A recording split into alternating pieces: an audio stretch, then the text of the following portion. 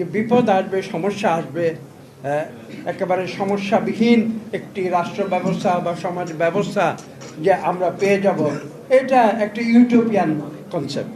আমি ইউটোপিয়ান কনসেপ্টে বিশ্বাস করি না, বাস্তবতায় বিশ্বাস করি। তবে যে বিষয়টি আমি গুরুত্ব দিয়ে বলি যে সমস্যা আসবে, কিন্তু সেই সমস্যা আমাদের মোকাবেলা করতে হবে।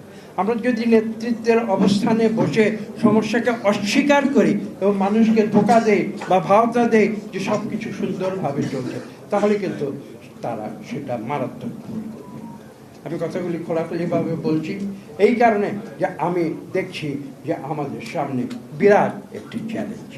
এয়ার কন্ডিশন রুমে বসে পত্রপত্রিকায় বিবৃতি দিয়ে কিন্তু খালেদা জিয়া রাজনীতিতে আসেননি। খালেদা জিয়া রাজনীতিতে সামনের দরজা দিয়ে এসেছিলেন এবং এদেশবাসী তাকে তার যে সংগ্রাম, সেই সংগ্রামের প্রতিফল হিসেবে তাকে তিনবার এদেশের প্রধানমন্ত্রী নির্বাচিত করেছিল।